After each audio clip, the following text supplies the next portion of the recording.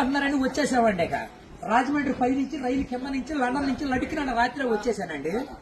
నేను వస్తా దరగారు మీ కోరికని గుమ్మడికాయంత బంగారాన్ని తీసుకొస్తుంటే కుక్క ముట్టుకోకుండా కుక్క తోక ముట్టుకుంది విజయవాడ బస్ స్టాండ్.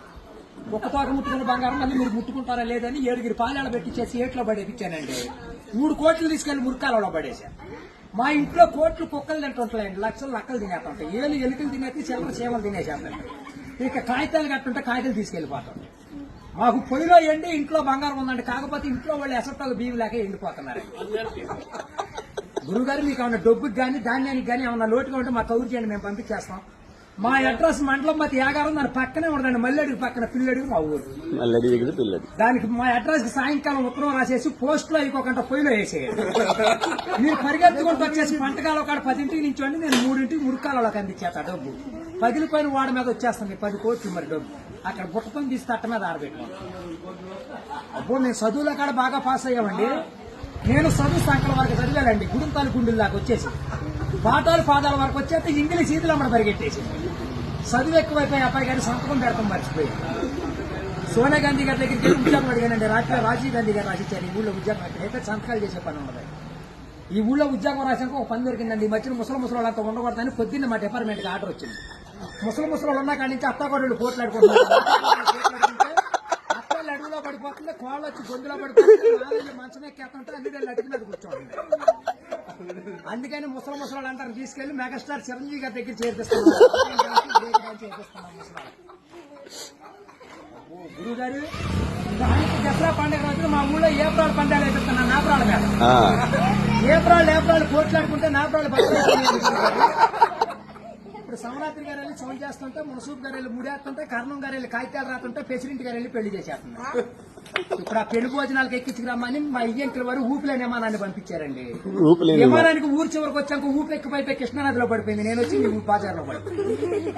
ఇవాళ సార్జీకి మీరు 500-600 ఇచ్చారంటే సార్జీ డబ్బులు పెట్టుకుని వెళ్ళి కాకినాడ వెళ్ళి కాఫీ తాగి అక్కడ మీ పేరు పేపర్లు వేసేస్తారు.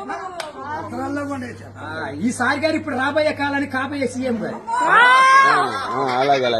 మీ పేరు పేపర్లో వేపించేస్తానండి. ఈనాడు పేపర్లో వేపించానంటే ఆంధ్ర జ్యోతులు అక్షరాలు లేకోకుండా వచ్చేస్తాను.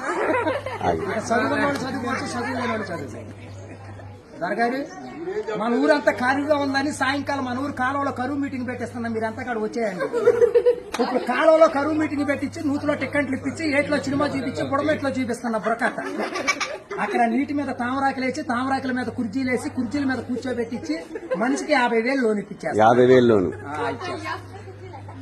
దొరగారు. ఇప్పుడు మాకు 7 అంతస్తుల మేడ, 25 పాడిగేతలు, 10 మంది పాలేళ్లు, 7 దున్నపోతులు ఉంటాయండి మా ఇంట్లో. పొద్దున్నే లెగితే పాడిగేతలు పాలన్నీ పిండేసి పాలేళ్ళ పోసేస్తాం. దున్నపోతులు పాలు మా ఇంట్లో వాళ్ళకి ఎగజూరే కానీ ఎగజూరు ఉండదు.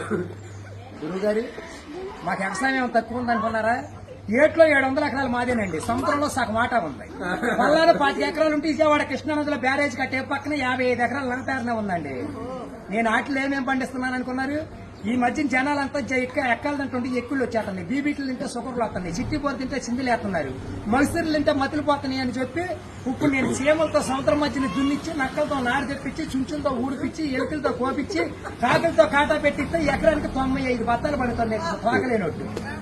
మీకేమన్నా కావాలంటే చెప్పండి, సాయంకాలం ఆఫీస్ కాడికి వస్తాను, ఒక లారీలో ఒకటి మీ ఇంటికాడ పంపించేసి మరి పంపించండి. మళ్ళీ మా ఆబ్జెక్ట్ వచ్చిన కొనుగో లేదు, లక్షలకు వచ్చిన కరువు లేదు. కోట్లు కుక్కలు వేసినా, లక్షలు నక్కలు వేసినా కానీ మేము కాఫీ దగ్గర కాకినాడ వెళ్ళిపోవాలి, భోంచేతకి బొమ్మ వెళ్ళిపోవాలి, నిద్ర చేతకి నీలగిరి వెళ్ళిపోవాలి.